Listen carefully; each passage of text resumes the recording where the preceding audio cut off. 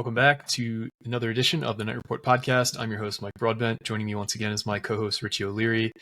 Another day, another action-packed podcast for you guys. Rutgers football spring practice number 2 is in the books. Richie will have everything from today's practice and everything that Kirk Ciarrocca said in his presser. Also, he was a little mean to Richie, but whatever. He's got thick skin. He can take it. A lot of news on the basketball front. Gavin Griffiths, as we've alluded to since I think the last 3 episodes, almost a week now. Sounded like he was going to enter the portal. We had been hearing rumblings for a bit.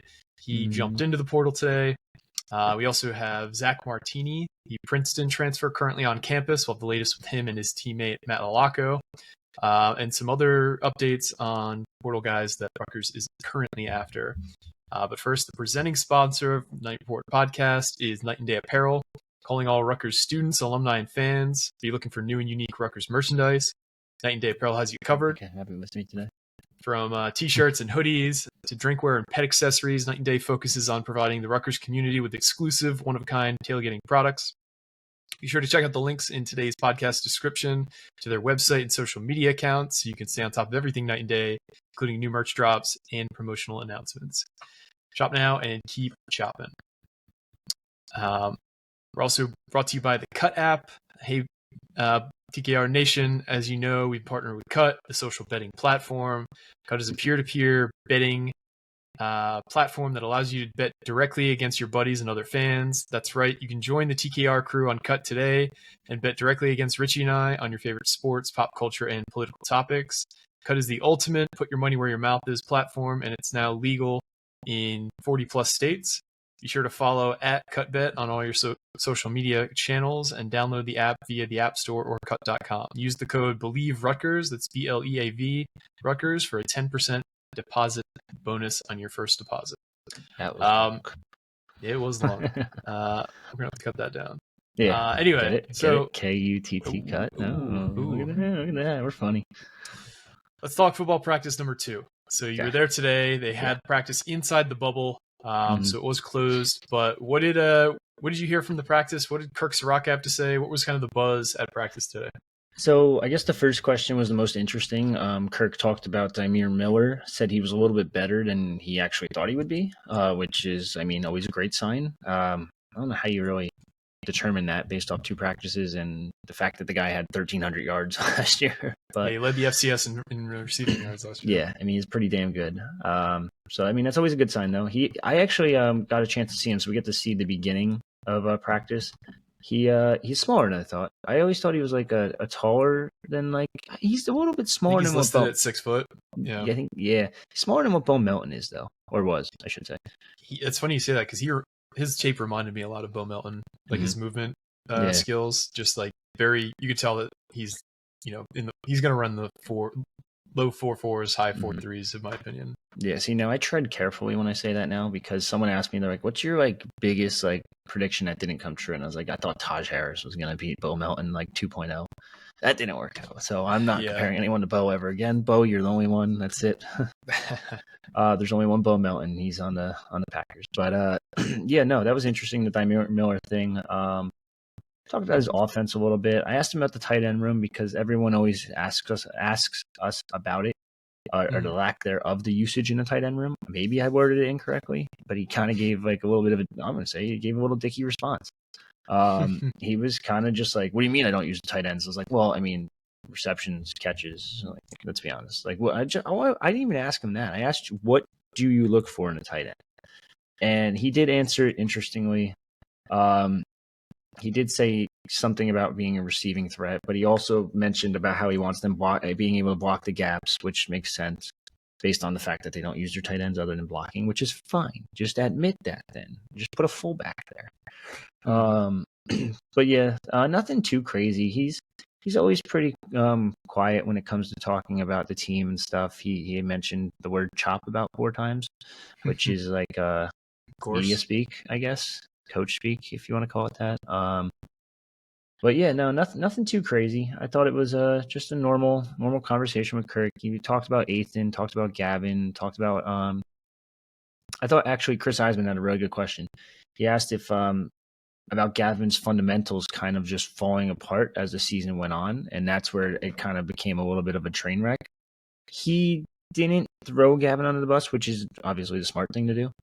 But I did thought he brought up a good point that like fundamentals are just such a key part of being a quarterback at the end of the day. If you can just keep those fundamentals strong and steady, then you should be decent at the very least, especially an offense that runs 400 times in a year. Yeah. So nothing crazy, but another good day of practice. Yeah, I know you. Somebody asked about the offensive line. What does Kirk think of the progression of the offensive line? And he said he thought from game 1 to the final game of the year they made huge strides, and I totally agree with that. In terms of getting a guy like Reggie Sutton back mid-year was huge.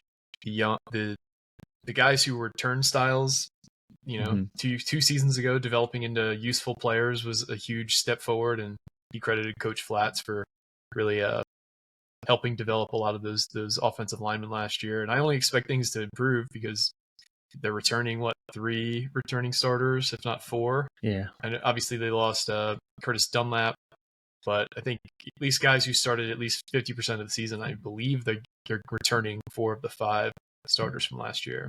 Yeah, it really depends, I guess, how you count that Sutton-Needham thing, because Needham started, but then Sutton started. Also, what else was I going to say? Oh, Pat Flaherty. Yeah, I was told today that he's actually he's going to recruit a lot more this cycle, it seems like.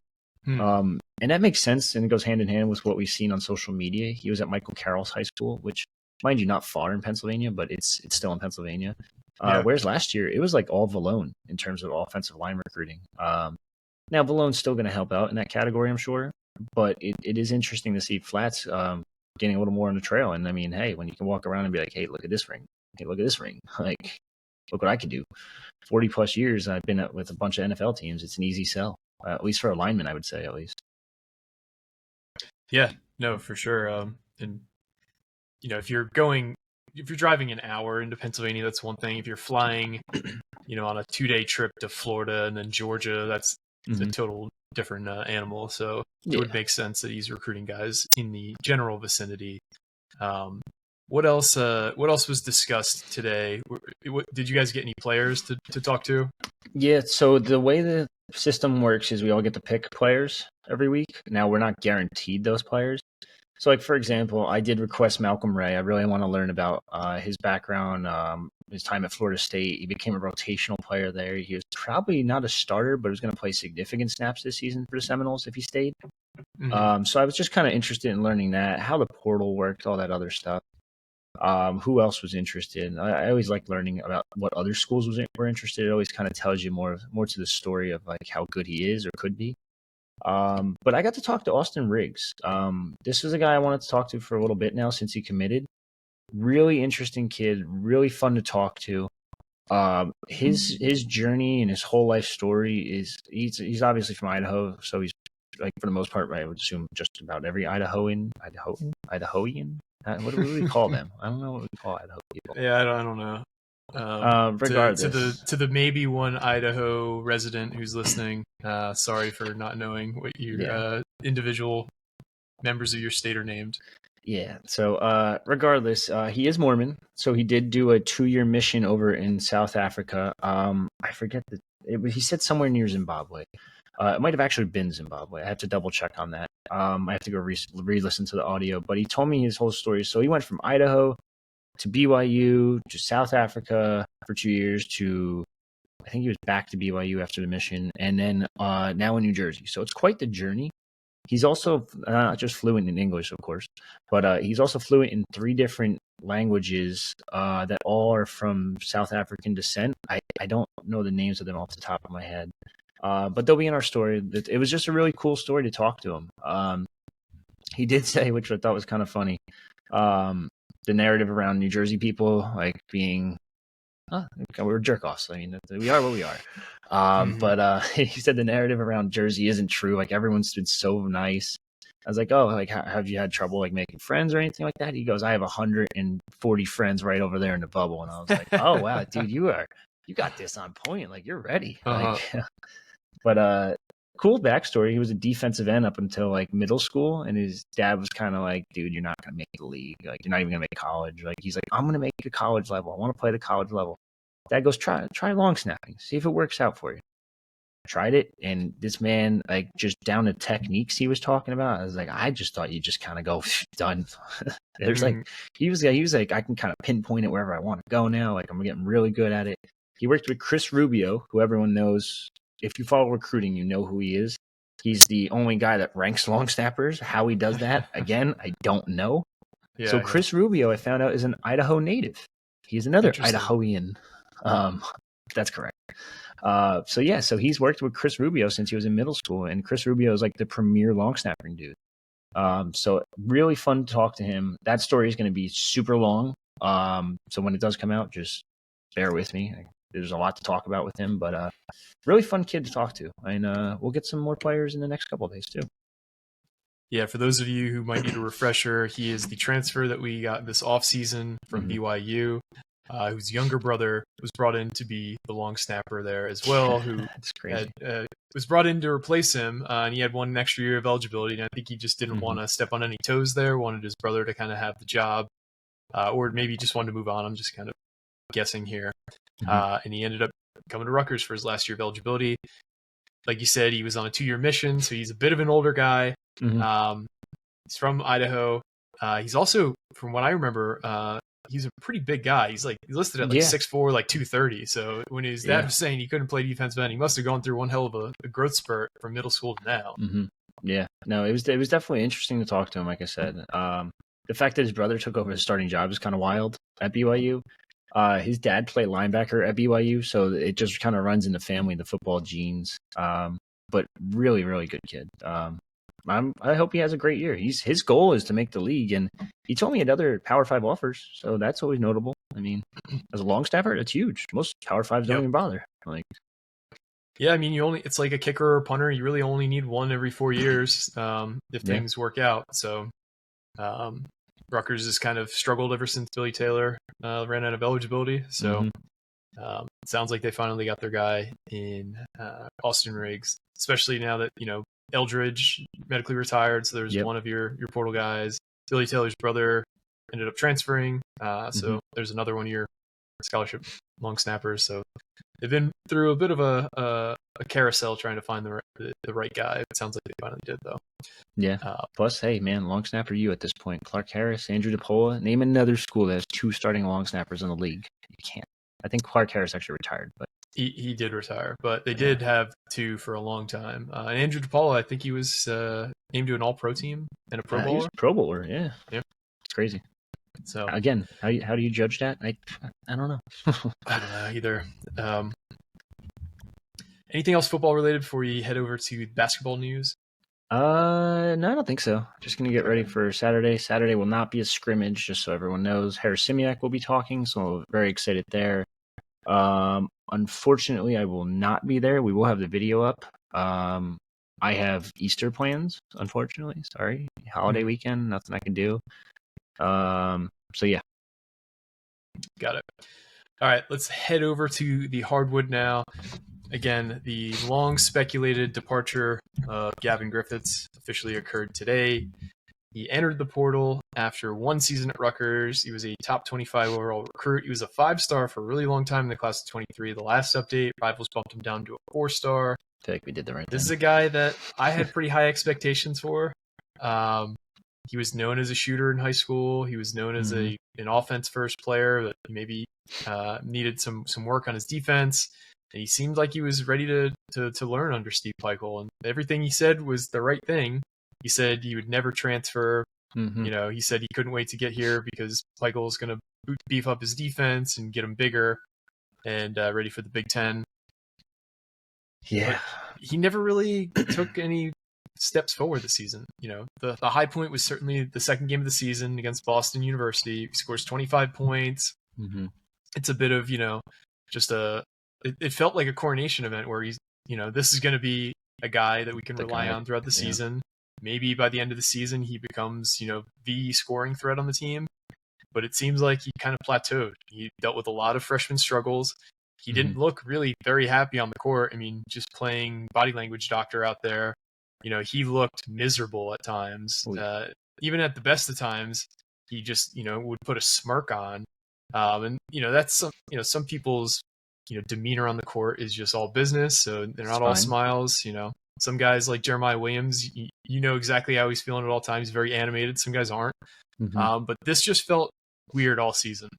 He didn't shoot particularly well, and you can blame the offense and, the overall player talent from last year for some of that, but he was just missing a lot of open shots too. I don't want to say he had the yips, but he definitely was dealing with confidence issues. And I don't know. I expected a whole lot more out of him this year. Pretty disappointed. And honestly, him leaving, it opens up a spot for a proven player for next year, which is something that I think is important. Having a hope he develops kind of mentality around a guy you're relying on might not be necessarily the best strategy. Maybe that's just a little bit of cope in me, but I've gone on a pretty long monologue here. What's your thoughts on Gavin leaving and kind of how this whole thing came together? I think people need to take a deep breath and just relax. Everyone, I get a text or DM every time something happens, and everyone's like, "Yo, Gavin now? Are you kidding me?" And I'm like, "Oh, number one, dude, just tell me you don't listen to my podcast. Come on." Like number two, like, I don't think it's a really big loss. Do I think Gavin could be a really good 4-year player at some other school, a high major? Because I can almost guarantee you he's probably going to end up at a high major. He's that good. He's still a good player. He has the potential. And that's what schools love. They'll just take a guy on potential alone. Antonio Alfano still had offers at some point somehow. I don't know how. Number 1 recruit. So of course you're always going to get offers, but he had his moments. He looked good in the conference tournament towards the end of the season. He had a good game against Maryland despite the loss. But overall, he just supposedly was not happy with his playing time and his role. Fair a little bit for the sole fact that like you kind of got benched a little bit midseason. You were down to like the 9th man at one point, I feel like. Yeah. Yep. Palmquist was playing a lot over him. Austin Williams was playing a lot over him. But the other issue is like, not only could he not shoot, but he couldn't defend for the longest time. There's a picture, if you search Gavin Griffiths in our photo database, of him just getting yammed on by somebody. And I'm like, don't get me wrong. That happens to a lot of people. It happens no matter what. It happens to like stars. Like you get yammed on and that's it. Like, but now that photo's in history, so it doesn't matter. But yeah, no, he did improve his defense. He got better at it, but he still struggled with it. He did improve his rebounding. He got better at it, but still struggled mightily. And then when you're shooting as poorly as he was with the usage he was having, it's there's nothing you can do. Like this kid came in as arguably the best shooter in his class per one of the recruiting analysts we talked to. And not only was he missing field goals, he was missing 3-pointers, he was missing free throws. Like 60% from this star-studded shooter from the free throw line is not something I can have happen. 32% from the field, like, and stupid fucking mid-ranges, man. I hate the mid-range game, and everyone feels, and even in like you see it now in the Sweet 16. You'll see it tonight in the round of 32. It just drives me nuts. But like you said, scholarships are at a premium right now, especially with this team coming in. You will have 2-star players. You build around them. You're going to build around shooters. He was probably not too happy when he saw Martini coming to campus. It was a 3-point shooter and essentially the similar size, maybe more muscle, obviously, but similar height. But if I can't wait for you to develop at the end of the day. So don't get me wrong, Rutgers wanted to keep him, and they would have loved to keep him because this could have been the year after Dylan and Ace, and you could have Gavin, and Gavin could kind of come in and hit a couple shots here or there. But I get it too. He doesn't want to sit on the bench. He wants to play, and I don't know who's going to guarantee him starting minutes. I don't know many schools that would, but I think a school would guarantee him at least a legitimate role in the rotation as a 6th or 7th man. So keep an eye on that. Yeah, without a doubt. I think he's still a very talented player. I wouldn't say he's a good player at this time. No. I think he underwhelmed for everybody's expectations, including probably his own. And this is kind of, I've heard Gio and Ron talk about how hard being a freshman playing in the Big Ten is. Like you just sometimes feel like everything you're doing is wrong. It seems like you're not really making any progress, but you just kind of have to continue to fight through that. And I don't know at what point it was the point of no return for Gavin, but it just felt like something went wrong this year with him, and I can't put my finger on it, but it just felt off almost all season. After the Boston University game, like you said, he didn't really get a ton of playing time. I didn't think he looked kind of lost in the Princeton game. Like he looked like he didn't belong on the court. Yeah. And to That's his a tough credit, game to start your career off with too. Absolutely. He did make progress throughout the year, but in the end, like, I don't know. Maybe it's for the best for all parties involved. I do expect him to end up at a high major. Perception-wise, this is a bigger hit than in reality, though, for Rutgers basketball. I do think, given what we're hearing is going on in the portal, we'll be able to replace him with a better player for next year, without a doubt. So, while it does suck, it does, this was a guy that I think the whole staff was hoping could be a 3 to 4 year player who Rutgers could rely on to be one of its top scorers this year and in the future. It just didn't work out. It happens. He had a game span in the middle of the season from late December to middle of January. 8 games. He had 40 attempts. Take a guess on how many he made in those 8 games. 4? Yeah, wow, okay. 4 of the 40? You're looking at the same thing I am. No, I'm guessing. I believe, if I counted this correct, yeah. Oh, no, I'm sorry. He made 7 out of 40. Which, do the math. Yeah, 7 out of 40 is 17%. Yeah, that's not good. So, I mean, there's a reason those numbers were down minutes-wise, at least. There was one game where he came in and went 0 of 2. Another game he came in 0 of 2. 1 of 8, 1 of 5, 0 of 5, 3 of 11. Like, at some point, and this goes to say, I said this about Derek, too. When you're not hitting, I know they want you to sometimes shoot out of a slump, but when you can't take 11 shots and make 3 of them, like, you just cost me the game, essentially. Like, yep. I don't know. Maybe I'm overthinking it, but I don't think you're overthinking it. I just think I think people are not thinking of this rationally right now. No, they see the ranking, and it's people say stars don't matter, but then when it comes to this, it's like, no, all of a sudden stars matter, and it's like, I don't know. It is what it is. I would just calm down a little bit. It's not that serious. This guy shot 32%, 28 from 3.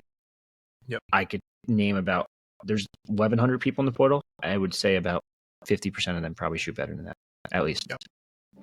And let's talk about one of those guys who shoots better than that. He's on campus right now. Zach Martini is the let's just call him a forward from Princeton.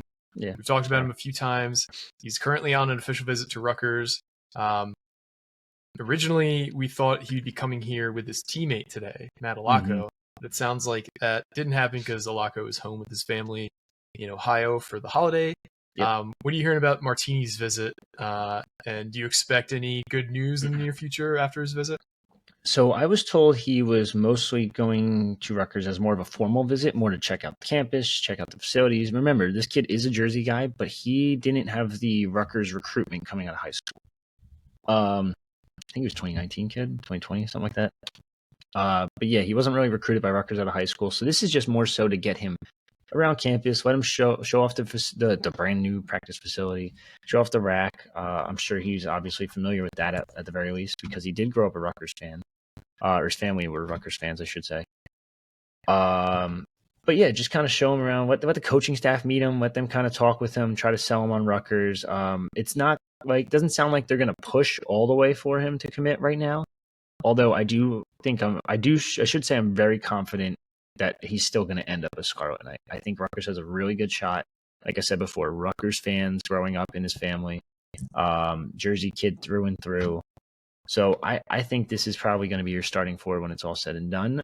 People are pissy about that because they don't see double digits in scoring, and they're like, we need 10 points. And it's like, dude, look at his numbers. Like, complete opposite of Gavin Griffiths. Yeah. You'd be a huge addition, especially if he's able to help recruit his teammate Matt Alaco. That's really interesting. Is he going to visit anytime soon? I know there was some I know Trilly reported that he's going to take an official next week. Is Martini taking official next week? How's this whole thing going to shake out? So it's a little interesting. I know he was technically supposed to visit today. No, he was supposed to visit with Martini originally. That didn't happen. He went home to Ohio with his family to celebrate Easter weekend. Blah blah blah. It's going to be intriguing to see where this lands. So now, I still think Martini commits relatively soon. I'd probably say within the next week. So you guys are still going to have to wait for good news, I guess. But I don't know. Alaco's recruitment's a tough one to get a read on. He's probably going to want to be a starter wherever he goes. I don't know if Rutgers can start 3 guards or not. They could definitely. They've done it before. But that means you're putting a lot of pressure on. I guess you could start Martini at the 5, but it's just risky. In the Big Ten, it's too risky. I know Princeton did it, different league completely. Would Martini be okay with coming off the bench? Because I would assume Alaco is probably a starter. Yep. So that's where things get intriguing. It's probably based on matchup. I would assume you'd either flip-flop Martini or Alaco. But Alaco has a lot of suitors, I'm told. A lot of Midwest schools are after him. Originally, it sounded like he was actually going to go to the Midwest and just go closer home, which is fair.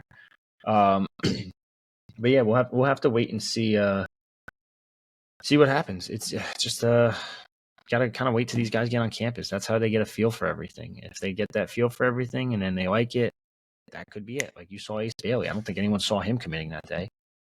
But I don't even think Ace did, based on what he said afterwards. He got caught up in the moment, and thankfully he stuck with it. Let's talk about another guy we previously mentioned, who also is getting a lot of interest from Rutgers, Dante Maddox Jr., the Toledo guard. So from what we're hearing, he is very close to Jeremiah Williams. Yes. Rutgers is heavily involved, and he also likes Rutgers, but there's going to be some big dogs in this race. What are you hearing about Dante Maddox? Yeah, so I was told he's very close with Rutgers guard Jeremiah Williams, like you said, both from Illinois. I don't know the exact details between how close they are, but just based on people I was talking to today, they said they were like not best friends, but pretty damn close. Their interest is reciprocated. So Rutgers' interest is, I'm saying this all wrong. Dante Maddox is interested in Rutgers as well as Rutgers is interested in him. So they're going to see what they could do. They're going to try to get him on campus. We'll wait and see if that happens or not. I think he's going to have a long list of suitors. I know talking to people today, they think he's going to have like a ton of schools all after him. I mean, he's only been in the portal for a day, and he's already had a bunch of schools reach out. I expect Rutgers to be on that list whenever someone's going to tweet it out. I don't know who tweets them anymore. Portal they already did. Oh, did they? They already tweeted out that Rutgers is showing interest. There we go. So yeah, those reports are crazy. I don't know how people just constantly do that. That's pain. But no, Rutgers is one of the schools that is super interested in him. They're going to try to get him on campus within the next 2 weeks, I was told. We'll see if that gets locked up for a visit or not. It's going to be very, very tough to land him though. If you land him, you're probably not getting a Alaco. You're probably not getting both, if I had to guess. Now he comes to campus, you probably have to start him, right? Like, there's no way he comes off the bench. Like, that's I think if you land Alaco or Maddox, you're playing a 3-guard lineup. True.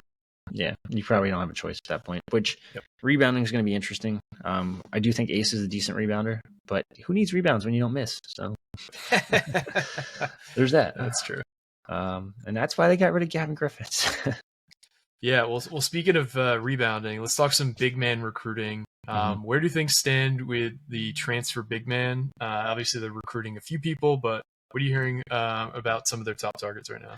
Yeah, so Josh Cohen, I know, was the top target last year. Not going to happen. Amari Williams is one of the top targets. It sounds unlikely at the moment, unless someone has $600,000 laying all around, which, I mean, it's a lot of money for a center. But that is the market. That's just the way it's going right now. That's supply and demand. Malik Ewan, the JUCO, very unlikely to happen now. I'm told Nebraska's after him. I'm told Florida's after him. I was told there's a third school. I can't remember who they were. Not that it matters anymore because he's not going to Rutgers, but they could revisit that down the line, but I highly doubt it. So you might end up seeing him in the Big Ten after all. And then a new name entered the portal today. Now, no Rutgers reported interest yet. I have been texting back and forth with him. I'm very familiar with him, as most Rutgers fans are too, because he heavily considered Rutgers. Took an official visit here 2 years ago, a year ago, and that's Gus Yalden. Gus Yalden has bounced Baby around. Jokic. Yeah, baby Jokic. He has bounced around quite a bit in his high school career. He was at IMG at one point. I think he's played at a school in Wisconsin, and then he was also in the Midwest somewhere, or North Carolina, I forget. Ended up redshirting at Wisconsin. Now, Rutgers liked him a lot 2 years ago. He liked Rutgers a lot 2 years ago, too, actually. Now, do they reach out? I don't know. I don't think they're going to. I think you need a more experienced big man, someone that has proven experience, number one, at the high major level. You would love. If you can't get that, that's fine. But someone that's producing too. That's why Maury Williams makes a lot of sense. He's produced a ton at the Drexel, low major, mid major, probably low major, right? I don't know where Drexel is. Drexel's in Philadelphia. No, I know that. I meant they're in the A10 or the CAA. CAA. They just moved to the CAA. Low major, I guess. Or mid major. That's mid major. All right, we'll say that's low major or mid major. 3-time defensive player of the year, all conference player of the year. Like, he makes sense. Now, Gus Yalden, like I said, redshirted. He has a lot of potential, but it's a similar case to Aaron Bradshaw, where that potential really hasn't been tapped yet. And I think it's too risky to get a big man that doesn't have some type of playing experience at this level, especially not just playing experience, but producing at this level. I need someone that can produce. I'm not going to be able to replace Cliff entirely, but again, I do think I can find someone in the portal that's a good fit for this team and someone that could just do the basics. I need him to rebound. I need him to box out. I need him to play defense, and that's really it. Like, don't get me wrong. If you have an offensive game, great, we'll take you. But I need you to do like the very essentials of a big man, while the other guys do all the nitty gritty scoring. Yeah, and I don't know. I would say if there was ever a year where Rutgers would kind of get a little froggy with stuff, it'd be this year. Like, I do expect Rutgers to at least aim high with who they go after for a big man. I think that's in part why you're hearing them tied to guys like the number one JUCO player in the country, arguably the top center in the portal in Maury Williams. Yep. So they're going big game hunting right now, and they'll go to their secondary targets if they whiff, but just keep it wouldn't surprise me if there's guys who end up visiting this weekend, because it's true. This is, all very fluid right now. Guys are still entering the portal. We still have the NCAA tournament going on. There's going to be guys on teams, as we've seen, as teams are exiting the tournament. Guys are almost immediately entering the portal. Look at a guy like, Michi Johnson from South Carolina. You look at the kid from Drake, who was the the Ohio Valley. He was the player of the year in Drake's conference. Ohio Valley, I think. Drake was a 10 seed this year. They get bounced. He ends up committing to West Virginia like the day after he enters the portal, in part because, his dad's now the head coach there. But still a lot of guys to enter. So I wouldn't get too distraught right now. Show patience. I know it just seems like the hits keep on coming in terms of basketball, but I promise you we're just way too in the weeds right now. If we could pull back and look at this moment from 6 weeks in the future, I think we'll all be kind of like laughing at ourselves because we can't believe all the stir that we've gotten into over this. I'm not happy about, losing guys, but at the same time, I trust the staff understands the urgency in which we are currently under to find impact players to surround Dylan Mace with in the 24-25 season. I mean, you got to trust him. This guy built it from scratch, essentially. Yeah. It actually wasn't even scratch. It was like whatever below scratch is, because like that. Yes. Like this, Pike will just completely rebuilt this program. They weren't in tournament talk for like 30 years. Yep. They weren't even in. There was like maybe 1 2 year to 3 years where we're even on the bubble. Yeah. In recent memory, prior to Peichel getting here. Now it's the expectation, and now next year the expectations jump again because you're getting 2 stars coming in. So we'll wait and see what they bring in. I wouldn't panic at all. I know some of you on the boards are like, this sucks. College basketball sucks. Like, the portal sucks. Like, this is how it works. Like, this is fine. Like, this is normal. This is happening everywhere. Wisconsin lost 5 dudes already. Wisconsin lost 5 dudes, including their leading scorer in AJ Storr. Yeah. Hell, Iowa lost a McCaffrey. The damn dad's the coach. That's insane. And the younger son's probably going to be even better. And he already said he's like, I'm not going there. Like, this is because he's probably going to go get a payday. Like, you think he needs a payday when his dad's making millions? Yeah, he's not getting daddy's money now. Like, that's it. Like, this is very interesting time we're living in. But I would be patient. I do think Rutgers is going to find some really nice portal pieces. I think you just have to wait and see. I agree. That's all I got today. Is there anything else we didn't cover that you wanted to hit on before we head out? I'm looking through the board right now. Oh, yeah. Can we stop saying the Cayman Islands? Like, you ruining my moment. Like, I was so happy that it was almost going to be a thing, and it's not. It sounds like it's not going to be a thing. I know Rutgers' logo is in it. Rutgers is on the ticket site, whatever you want to call it. It's not going to happen, it sounds like. They're going to do Vegas instead. Book your Vegas rooms. Tell your family you're not going to be there for Thanksgiving. You're going to be going to watch Ace Bailey and Dylan Harper take on Duke and Dumper Flag. And I couldn't think of a better name for Cooper. Like, I couldn't think of anything funny. And that was it. And then the random, I forget the guy from NBA Academy. He's the other highly ranked kid. Oh, yeah. I don't. Yeah. Whatever. But I assume they're probably going to be in it too, if I had to guess. So that should be fun. It should be a really fun event because you're not just getting that game, hypothetically. You're getting like probably multiple games, no matter what, win or lose. Yeah, multiple games over multiple days. Vegas is an awesome place to spend time, especially when you're only there for a few days. Like, I can't say I'd want to stay there a week. I think I might, wither away and die if I'm in Vegas for more than 3 or 4 days. But you can recreate the hangover. That'd be fun. Yeah, I think that's just called a drunken disorderly arrest. Yeah, you'll be in jail most of the time. We'll leave like Alec on the roof or something. Oh man, somebody's got to Photoshop that picture. That'd be a good one. Yeah. All right, we're getting off the rails here, guys. Oh yeah. Thanks again for listening. This is our 4th day in a row we're putting out a pod. I don't anticipate us releasing one tomorrow, but you never know. We always think that we're not going to have another one for a bit, and then news happens. So yeah, would not surprise me if that ends up happening again. But we thank each and every one of you for listening. We thank everybody who's liked and subscribed. Again, we want to get our YouTube channel up to 4,000 subscribers. Yes. So if you haven't already and you listen to this show, please subscribe to the YouTube channel. We'll be doing our next giveaway after we get to 4,000 subscribers. Yep. So the quicker we get that number up, the quicker you guys can get more free stuff. So real quick, RU Spring 24 promo code, 50% off night report.